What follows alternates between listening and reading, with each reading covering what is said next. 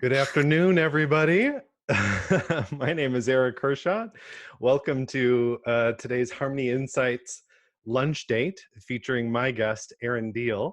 I own Harmony Insights, which is a company that allows me to work with organizations and consultants using the DISC personality assessment so that they can engage remote teams, especially now. And then, when we're back face to face, engage folks and further develop them. I'm also the founder of HR Hot Seat, which is an inclusive mastermind community of HR professionals across the country in 10 different chapters. We have over 2,500 HR professionals now who are members. And you can find out more about HR Hot Seat by going to hrhotseat.com. What you have joined today is a Harmony Insights lunch date. And as I've been saying it, I set these up a couple of weeks ago because there was so much happening in the world and I wanted to remain inspired. So I thought, who are those people in my network that inspire me? That whenever I get into conversation with them, I leave feeling better about myself, my ability to do things, take care of business, and interact with others. And Erin Diehl has certainly made that short list. Erin, welcome to today's Harmony Insights lunch date. Well, thank you so much for having me. I see a few familiar faces and I got really excited because I'm an Good. extrovert that's having to be shut inside of a very small apartment. So this feels great. Erin Diehl, I'm thrilled to be talking to you, and I want to allow you the opportunity to introduce yourself. There are a few things that I want to be able to say about you along the way, and I certainly will. But give folks a context for why you, Erin Diehl, are most qualified to join me for this conversation around engaging and leading remote workforces. Man, Eric, this is a tough question. No, you signed up for a reason. So I'm so excited to be here. I've known Eric for a really long time and just think the world of you. So thank you so much for having me. So I'm the founder of Improve It, and we are an organization that is primarily professional development, and we use improvisational comedy as the mechanism to train on soft skills. So we all have theatrical backgrounds, but our primary purpose is to train on soft skills, and we do that in a variety of ways. We used to be in person, and now we are online. But we also had e-learning courses already built prior to this pandemic. So that was really nice. And we've worked with a variety of clients, anywhere from Fortune 500 to 100 to small to mid-sized business. So I'm really thrilled to be here. And I will say that leading a remote environment is something that I've done in the past. We've already had, for the past 2 years, we've had 2 remote employees. And that has been something, by managing a small team and leading a small team, I have found to be successful. And so I thought, what a better topic than leading a remote workforce, something I'm familiar with and have done prior to this, but I know it's something that everyone is going through and challenged with right now. So I wanted to dive into that. I wanted to mention also, for those of the people who don't know, I don't come into these with any sort of an agenda. And most of the time, I'm not even choosing the topic. I'm reaching out first and foremost to the people who inspire me. And I say, what do you want to discuss? So Erin has brought to us this topic and brings a passion for it, which I think is a great way to go about this conversation. I'd much rather that than me tell you what you're going to discuss. You show up all ready to serve people and to educate them on this particular topic. I've promised people a meaningful, actionable conversation. Just very briefly, how have you been personally impacted by the coronavirus, as we all have been? Yeah, so I know the typical answer is, oh, everything's online. I will say personally, and I mentioned this before, from an extrovert standpoint, it has really made me just be grateful for, I will say this. I don't think I took advantage of what life was prior to this, but I think I did not reflect properly. And I think for the past couple of months, I've had to grieve what once was, which I think all of us have gone through in different ways. And for me, I really have used this time as a reflection period for myself as to what works in my life, what doesn't work in my life, and in our business as well as a whole. So it's been really interesting because I think I'm the type of person that just goes, and I I do try to see process improvement, and I do really try to make things streamlined, but I've never taken the time as I've taken right now to actually reflect. And so I'll say personally, if I'm being super honest, I had to go through some stuff those first few weeks. It was hard. There Uh, was a lot of fermented grapes, aka wine, involved. yeah, And then kind of through that, kind of after getting through that grieving period, it's really just been a journey for me of personal and I will say business reflection. And it's been really interesting. It's almost like looking back at a yearbook, what 2 months ago was, it feels like right. forever, I'm It sure, for a really lot of us. does. Yeah, so much So, has happened in the meantime. You've yeah, mentioned wine already. I was personally surprised that going to the grocery store, it was the toilet paper that was gone and not the alcohol. I know. The wine I was know. plentiful, and yet we couldn't find toilet paper. That surprised me. I have said next career move, I'm going to own a winery. I'm going to go become a sommelier and or a toilet paper connoisseur. I love it. You'll be perfectly successful in either venture, I'm Thank sure. you. Feel So excited about it. here's the deal. Today we're talking, the title of our conversation is How to Lead a Remote Workforce. One of my earliest experiences of you, we met through Chicago SHRM, which is a local HR association here in Chicago, something that we've both been very active in various ways. And we are both on an education committee. And one of my initial experiences of Erin Diehl, outside of actually the public workshop that your company runs, inviting people in to experience improvisational comedy and communication, we'll say, firsthand, is that you led an experience that I will say was partially remote because we had a number of people on the phone for this, a number of people in the room, a number of people on the phone, where we had to decide what our next conference was going to look like. And you led us through a yes and experience of really brainstorming and coming up with ideas and supporting one another's ideas and building on them in a way that I felt was so refreshing and different from what some of my previous experiences had been.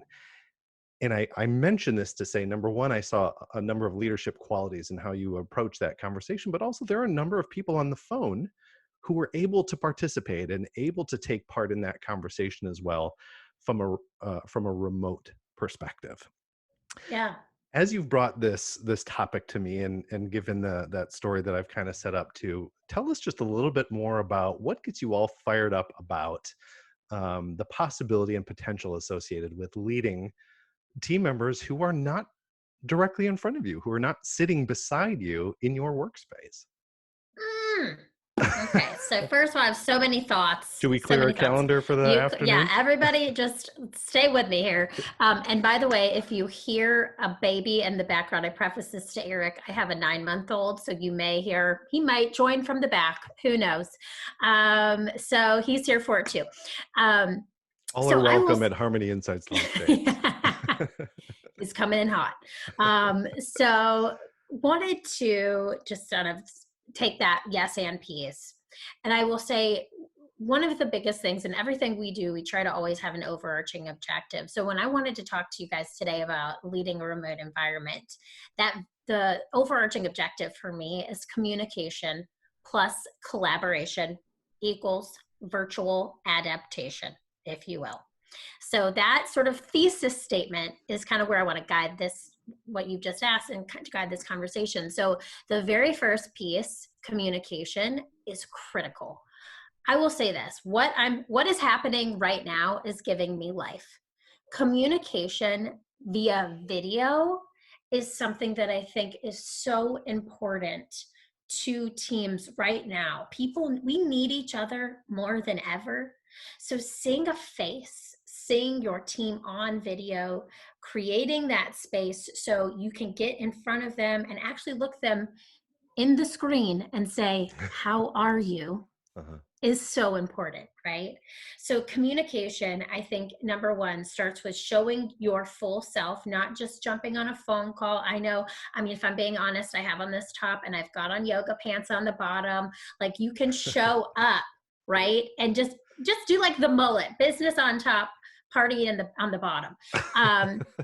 So it's really all about communication, but I want to caveat this. So, what with this piece about communication, you spoke about yes and, which is, if anyone here knows improv, which I know quite a few of you do, that is the biggest rule of improvisation.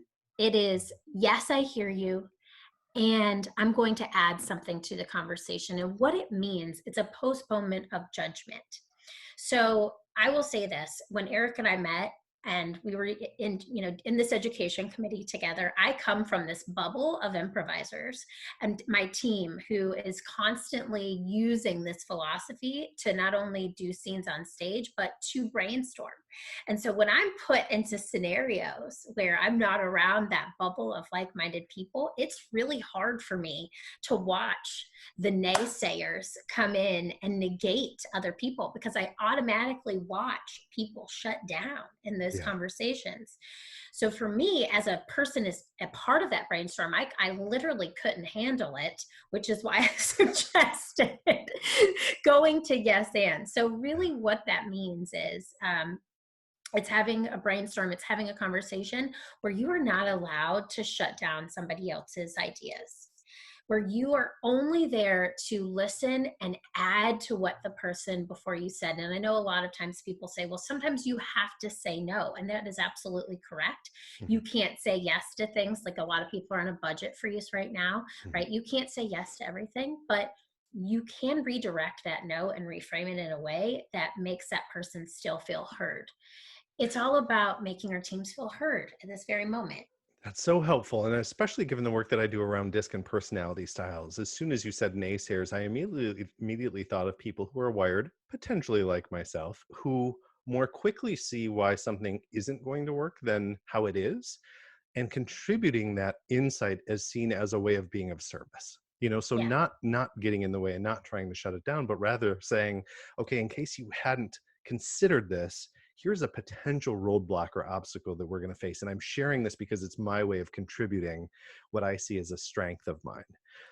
I like your suggestion of owning that and being proud of that strength, but also recognizing maybe the instances in which it can be perceived as pushing back or getting in the way of progress rather than supporting this common goal that we might all have. Yeah. Yeah. I mean, well, so to this point, I want to talk about yes, and as sort of the norm. There's Okay. Let me take a step back. There's a book that I want to suggest everyone reads, and it's called "The Hard Thing About Hard Things," Mhm. and it's by Ben Horowitz. Okay, and he talks about two types of leaders. There's a peacetime leader and a wartime leader. And the peacetime leader is how I like to lead. Yes, and I like that approach. It's collaborative. It's, hey guys, I have this idea. I have this. Let's have a conversation. Let's have a dialogue. Let's yes and each other to come up with a common solution. So I want to say, in normal life, and especially like when things feel less chaotic, peacetime leadership is great. But in this chaos, right, in this uncertainty, the wartime leader has to show up. And so I want to just kind of talk about the difference between the two of Yeah. those. The wartime leader is the one who is, you go here, Eric, you go here, Matt, Stephen, you go here. I need you to do this. I need you to do that. And you are giving direction. Because I will say this, I started off this, let's say mid-March, whenever we all started working from home, I started off being my usual peacetime leader. And we failed, like, miserably. Like, the Mhm. first pivot that we tried was me still trying to use this collaborative approach. And what I found was that my team was actually craving me turning into that wartime leader. And that doesn't mean I'm mean. It just means, instead of that great collaboration that you felt with Yes and, I'm giving a strategic approach, because there's no time to sit and kind of collaborate as much as we would normally want to. We've got to jump in, we've got to get things moving, because truly we needed to save our business, if I'm being honest. So But you were that doing in the was, beginning what we probably all do, is default to your most natural and comfortable leadership style without mhm, realizing that what worked in one environment isn't necessarily going to work in another environment. exactly. Yeah. Yeah. It's been a really interesting case study truly for me on leadership. Because I have I wasn't in business in the last recession. So we started in 2014. So I've never led a team through a recession. I've been through it as a professional, but never at this level. And so for me, that was one of the biggest takeaways from this is when times are crazy tough, like we just are all experiencing, go to wartime leadership because that's what your team needs. They need strategy, direction, and they need to know that as a leader, they sign. So, and I think about this too. As a leader, I take that role very seriously. When I'm asking somebody to come on to my team, I'm saying, yes, I will take care of you, right? I will provide, I will help you. And I I think what they sign up for is that, right? So when somebody signs up to be on your team, they are signing up for you. They're trusting in you. So I'll tell you, I'm doing everything in my power right now. If I'm giving all the goods away to get the paid protection program loan, because that's something that a lot of small business owners are really trying to get, and it's been really challenging. And so like I want them to know the links that I'm going to make that happen for them, Yeah. because that's what your team needs to see right now is clear, transparent communication. And I've said this in a podcast that I did recently, but I literally got on Zoom with them the very first week we were all home. I had tears in my eyes, and I said, here's the plan. Here's where we're going to go, but I need your help. And there's Mm, no naysaying. I said that. I was like, we are not, there's no naysaying. This is strictly yes and I need you to support it. And I just need you to say, let's do it. And then I said, I need all hands on deck. And literally one of my girls just puts her hand out like this and the rest of them followed. And great. it was beautiful and magical, like a Rocky movie. But leading right now is hard. It's hard. Like there's no sugarcoating it. I It's like the that you're toughest thing ever. I like that you're suggesting showing up direct, decisive, confident, some of those things. Not completely shedding your natural inclination to be nurturing and accommodating, right? And some of these things, but taking as a given that those signs of decisiveness and confidence is not only welcome but needed in Mhm. times like this. But I also liked about your story, the part about the tears in your eyes, that there's a certain vulnerability associated with that. And Brene Mhm. Brown is the first person that comes to mind when I think of vulnerability. And she spoke at a recent National SHRM conference, and I just was blown away by her. That vulnerability to say, yes, I can be direct and decisive and commanding in some of these things, but I'm figuring this out just like anybody else is. But if we're all going to do this, we have to be aligned in terms of what we are um, chasing. Do you see that Totally. vulnerability being a vital part of remote leadership? You see me taking this deep breath. I'm like, oh yeah, y'all hold on because we about to get real. Um, yes, and I will say that I've always led. I think one of my blessings and my curses is that I lead with my heart, and I do. Um, and I think for me to not show the emotion to my team that I was feeling in those first couple weeks would just be wrong, because we're human beings, we're not robots, right? So Mm, the world is still run by human beings for now, and we need to show that. I think that a lot of times, I love Brene Brown. I've read all of her books. I aspire to be like her because I think we need to talk about it. And I think that's one of the biggest pieces with communication as a leader. It's showing up, showing your true full self, but then also taking that opportunity to ask your team, how are you? So yes, in those first few weeks, I was getting on Zoom and, sort of saying, here's the plan. I was a little too yes, Andy. And then I got into the wartime leadership. mhm. Um, but then I will say that over time, it was really like I wanted to make sure that they were okay versus just jumping onto a Zoom call and going into the next strategic move. Because I mean, there's just so many emotions that no one knows how to process right Right. now. And or this is something that you, as a leader, none of us on this call could ever plan. You can't have a contingency plan for being locked in your house. I'm sorry. Right. I mean, unless you're like, the head of a risk team in space. I just could not ever plan for this. And Right. so it's just really taking care of yourself and being okay with the fact that you don't know all the answers right now. And then also taking care of your team through showing up like we are right now, showing your face, and just asking, how are you? I think Right. is so important. And perhaps not making assumptions. We started out by saying it's so important to connect face to face like this, on platforms like Zoom and others.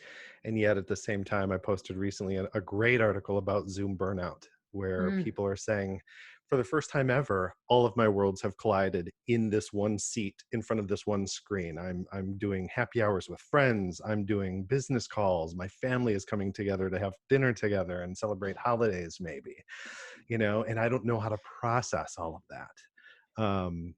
And it's tricky to work through as an individual, but then certainly as a leader who's trying to do this from afar.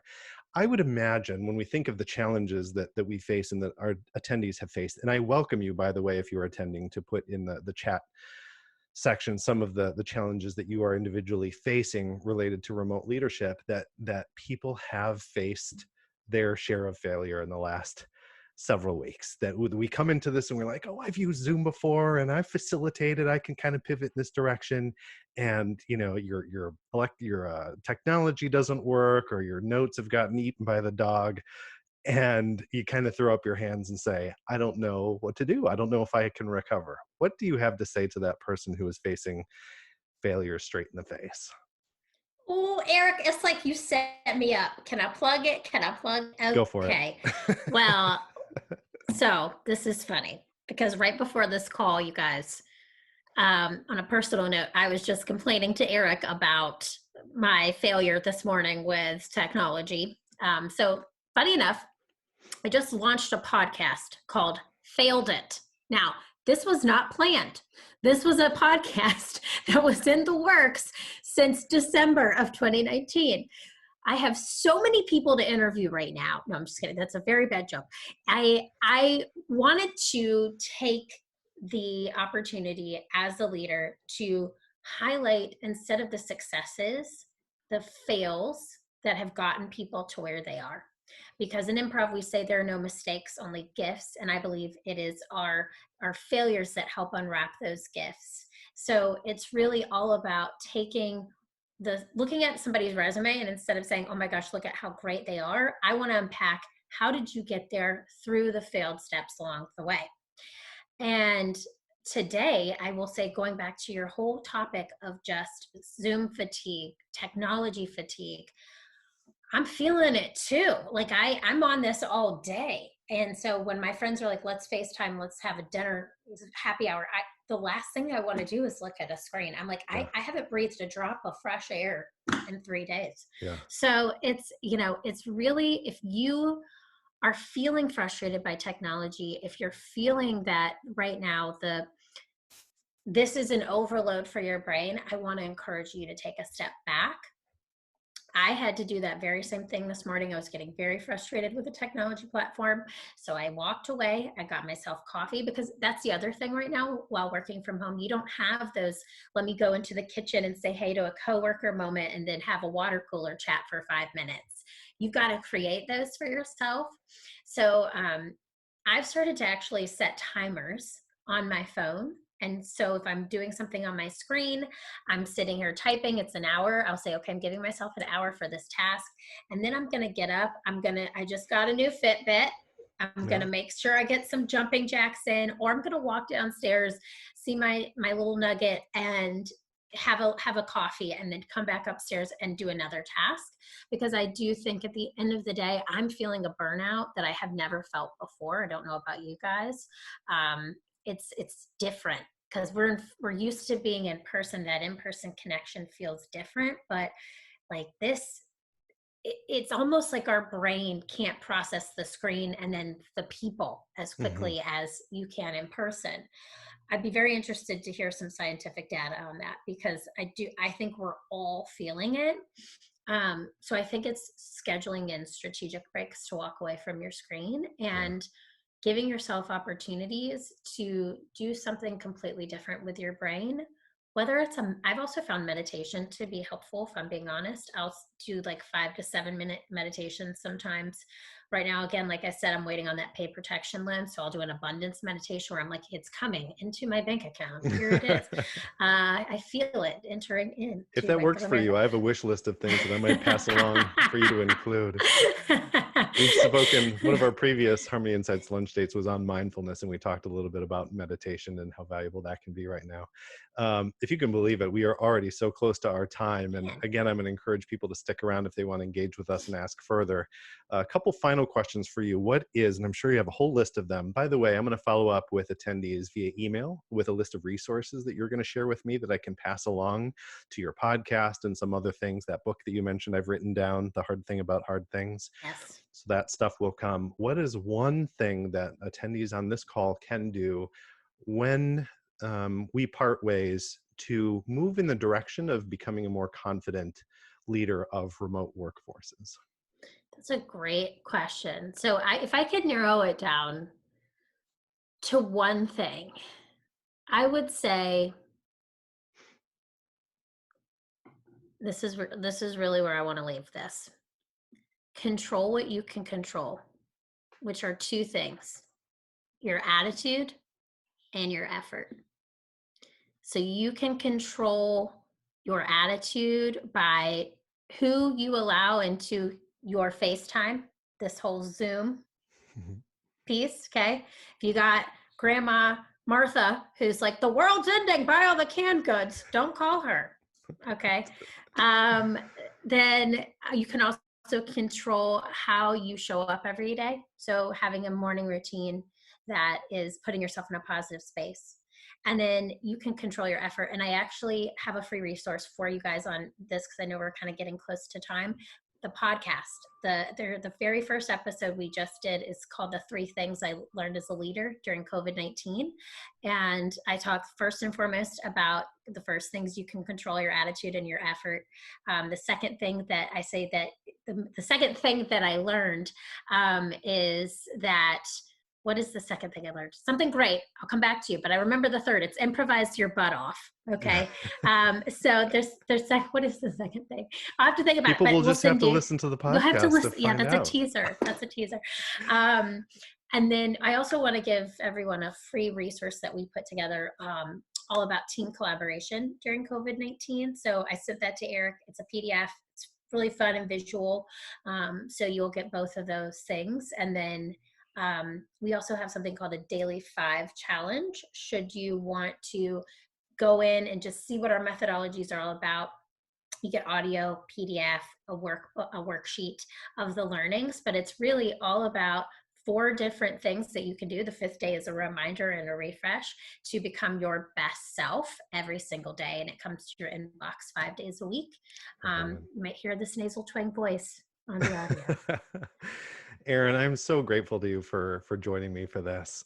Thank you so much for showing up and serving and educating our attendees today. Thank you for having me. And thanks everyone for spending your lunch hour. This has been really Thank great. you. If Thank people want to you. follow up with you, how can they do so? Where can they find you online? So on LinkedIn, Erin Diehl, it's Diehl. And then on Instagram, I'm at Improve It's Instagram is at Learn to Improve It. My personal is Keeping It Real Deal. And then you can also find us at improveitchicago.com. And then my email will be on there as well, just Erin at Wonderful. Improve It Chicago. I will follow up via email. If you need to leave, I will completely support that decision. Erin's going to stick around for a few minutes. If you've enjoyed this conversation, register for additional Harmony Insights lunch dates. We have more coming up this week and next week that I'm really excited about. And share harmonyinsights.com/lunch dates on LinkedIn and your social platform of choice. This has been a fantastic conversation. Erin, I hope when people do follow up with you afterwards that they ask you about your time with the Obama Foundation. You have a great story that I have told so many times about what happens when you put yourself out there and you look to be of service and the unexpected surprises, we'll say, that can come from that. And I know you know what I'm talking about. That just made me think of something. Yes, please ask. It's one of my favorite stories ever to All tell. right. If you need to jump on to the rest of your day, thank you for joining us today. Hope to see you at a future Harmony Insights lunch date.